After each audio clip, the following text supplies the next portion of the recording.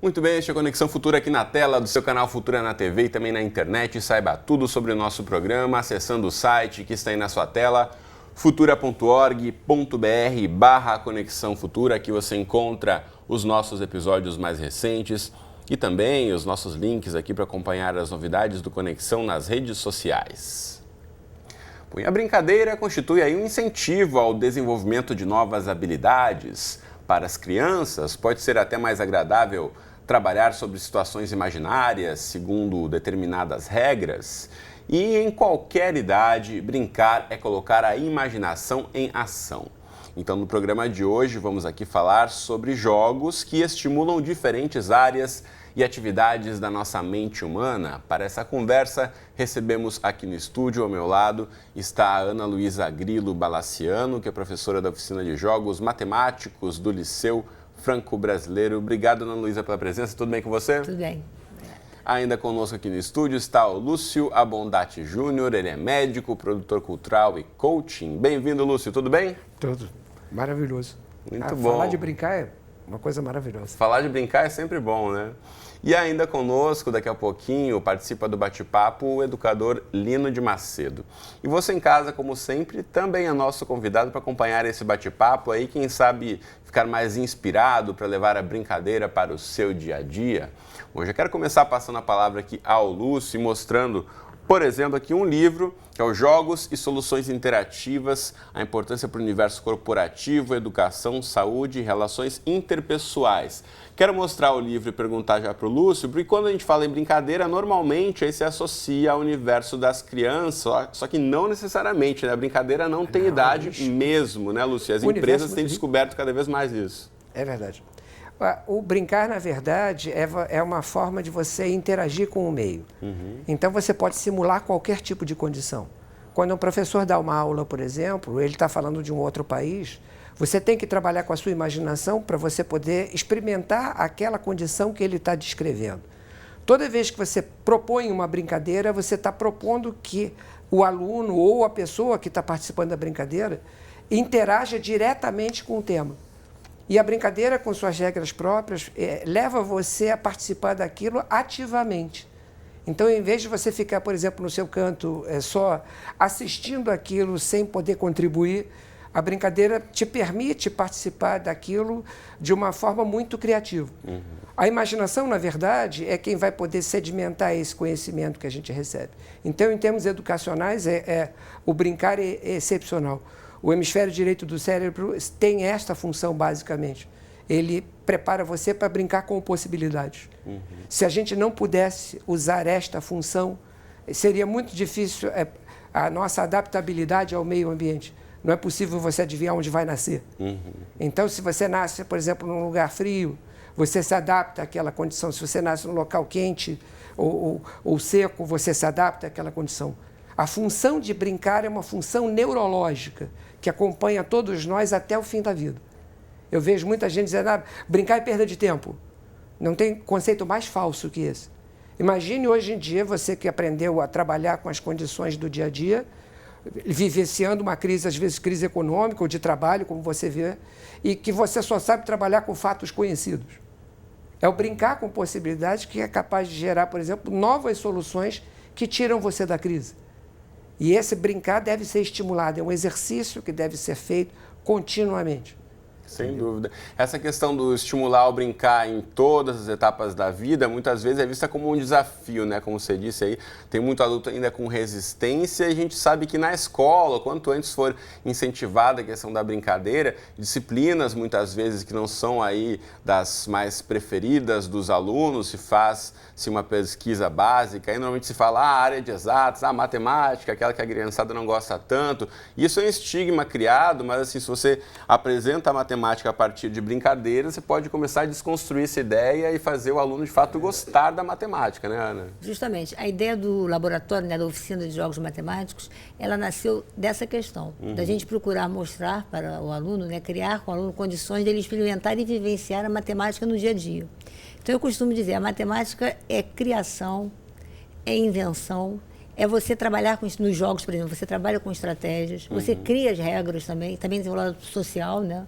lado da sociabilidade, de você criar as regras. Eu procuro, muitas vezes, nos jogos, a gente procura criar jogos também, porque aí você tem toda a parte da criação, da imaginação.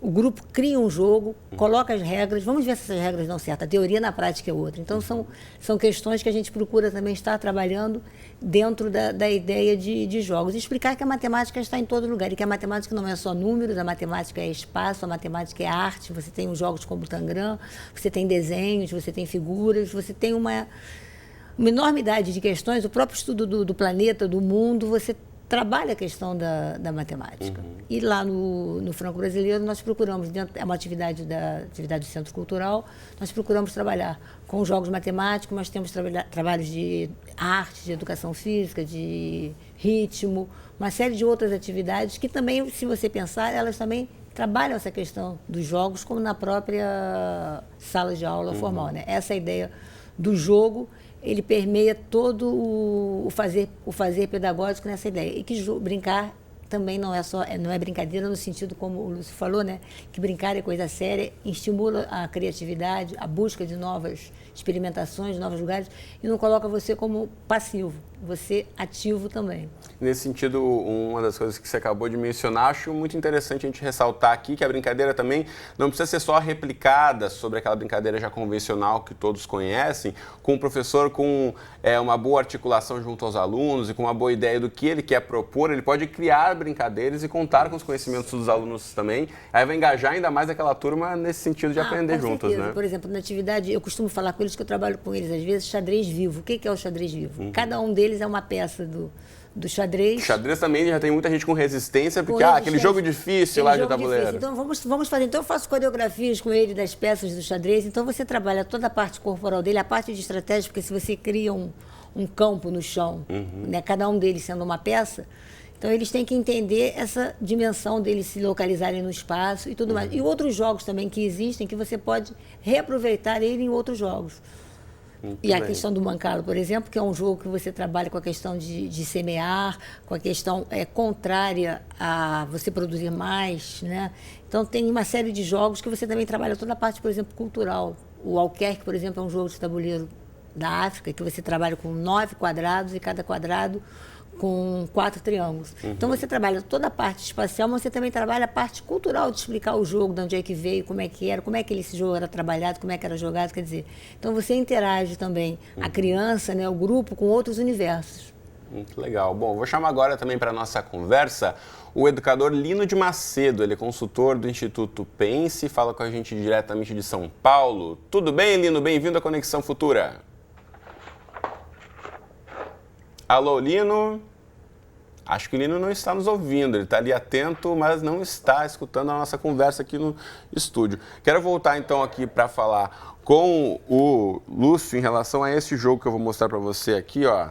É o jogo Pirâmide Matemática. Eu vou mostrar aqui rapidamente para você de casa e quero ouvir do Lúcio em relação à história que está por trás dele. Ele contava para a gente nos bastidores aqui como é que criou esse jogo bem bacana aqui, que pode ser jogado mesmo entre amigos, entre a família também. Foi num caixa de supermercado, Lúcio? Foi. Estava fazendo uma compra no supermercado e foi muito engraçado porque eu lembro até o valor, R$ 54,60. Eu dei uma nota de R$100 para a menina do caixa, mas como faltou luz, a registradora não dava o cálculo automático para me dar o troco e ela não conseguia entregar e empatou a fila inteira ali, todo mundo esperando. E você vê que é um cálculo, na verdade, ela como ali uma administradora do caixa, supostamente deveria saber fazer o cálculo, o mínimo, mas hoje em dia a gente já depende tanto, né, que seja da calculadora no celular ou da máquina registradora, que nem se dá o trabalho de fazer um cálculo simples muitas vezes. Né? Aí eu tirei R$4,60 do bolso, dei a ela para ela me dar uma nota de 50 de troco, ela chamou a gerente. Demorou mais tempo ainda dentro do caixa. Eu falei, gente, perderam um processo. Não é mais capaz de fazer um cálculo simples de somar e subtrair. Então eu peguei e falei, olha, vou imaginar um jogo onde eu desse todos os resultados e você gera qualquer cálculo para isso. Então o jogo, na verdade, se baseia no quê? É uma pirâmide egípcia, tem passagens na pirâmide e cada passagem tem um número. Você tem as 4 operações e os números de 1 a 9. E você pode gerar qualquer cálculo para você poder chegar àquele resultado. Você tem 2 minutos para tentar. E aí você passa a vez ao adversário. O interessante, jogando esse jogo com as crianças, foi que nenhuma delas notou primeiro que estava trabalhando com matemática.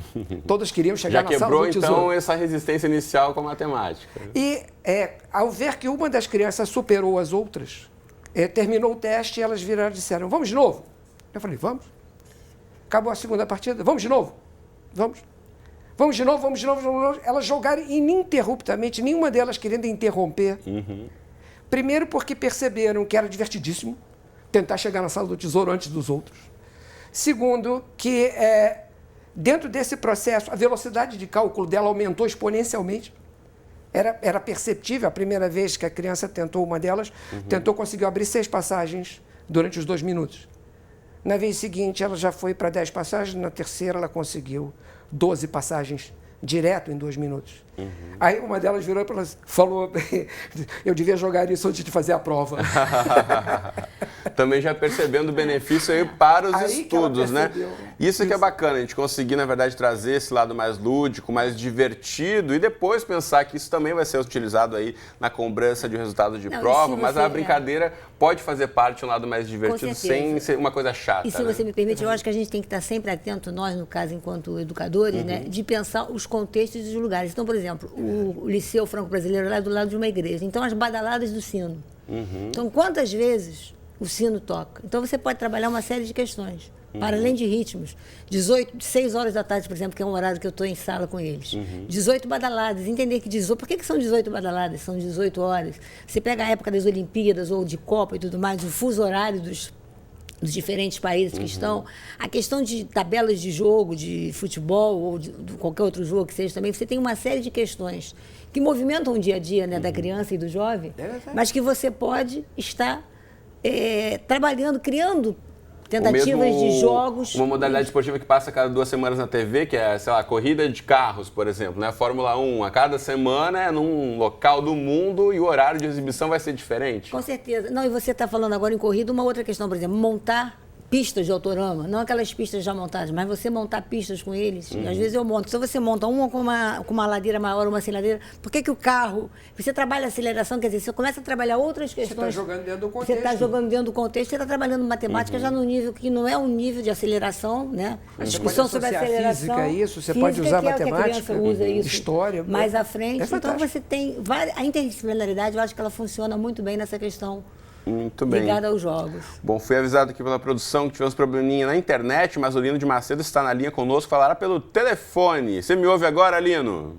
Alô, Cristiano? Tudo bem? Bem, obrigado. E você? Muito bem, obrigado você por topar conversar conosco, compartilhar um pouquinho dos seus conhecimentos também em relação a esse assunto. A gente já conversa aqui no estúdio, quero ouvir também suas colocações em relação ao jogo, né? Com vocês. Muito bom. Como é que a gente pode pensar os jogos aí de acordo com a idade de cada criança, né? A gente sabe que, dependendo olha, da fase do desenvolvimento, você vai brincar de uma forma diferente, jogos, né? Nós podemos pensar os jogos do ponto de vista da sua estrutura. Por exemplo, Piaget, que é o autor que eu estudo na área de jogos e em outras áreas também, ele propõe 3 grandes estruturas de jogos. Uma primeira que ele chama de jogos de exercício, que vai do 0 aos 2 anos de idade. Outra que ele chama de jogos simbólicos, que vai dos 2 aos 6, 7, 8 anos de idade. E outra que ele chama de jogos de regras a partir dos 8, 9 anos de idade e aí a vida toda. E o interessante que eu acho dessa visão estrutural dos jogos por categorias é que dá para o pai, né, o clínico ou a escola pensar os jogos segundo as possibilidades cognitivas e afetivas da criança. Então, por exemplo, o que caracteriza a estrutura de jogos de exercício? Pelo menos 2 coisas, né? O prazer funcional e a repetição. Ou seja, crianças até 2 anos de idade gostam de repetir os jogos, jogos de corpo, jogos com os objetos, os jogos nas relações com as pessoas, brincadeiras, histórias. Elas gostam de bater, esconder, né, fazer uma série de coisas com os objetos e também com as pessoas. E é nessa repetição que os jogos promovem a aprendizagem, o desenvolvimento e, sobretudo, de uma coisa muito importante hoje na área do cérebro, que é o que eles chamam de funções executivas, né? E as funções executivas são muito importantes para o enfrentamento e a resolução bem-sucedida de tarefas na vida. Os jogos simbólicos se caracterizam pelo faz de conta, pela imaginação, pela liberdade, né, pela criatividade, pela flexibilidade cognitiva.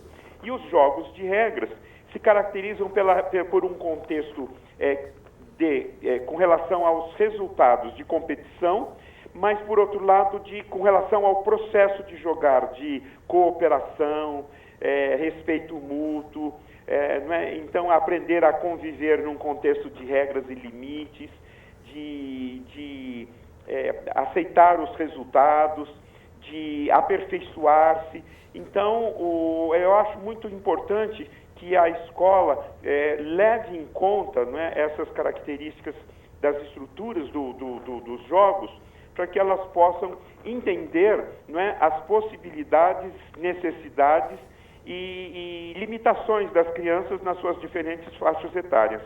Sem dúvida. Lino falava aí sobre a questão das diferentes etapas. Já volto a falar com você, Lino, mas o Lúcio aqui no estúdio estava concordando quando a gente falava da questão da brincadeira em grupo, né? Porque nem sempre a brincadeira vai desenvolver o lado mais individual, da questão da competitividade, mas também o saber trabalhar em grupo pode ser uma das questões mais importantes a serem analisadas. Não, hoje, você trabalhar cooperativamente, existem jogos específicos com essa finalidade, onde o objetivo não é derrotar o parceiro que está jogando com você, mas eliminar o problema que é comum a todos.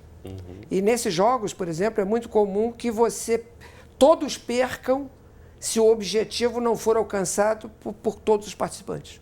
Então é interessante você ver, por exemplo, que um passa a dar suporte ao outro. Você estabelece diálogo, você cria uma parceria. Mesmo nos jogos competitivos, quando um indivíduo ganha e o outro teoricamente perde, ele não perde nada.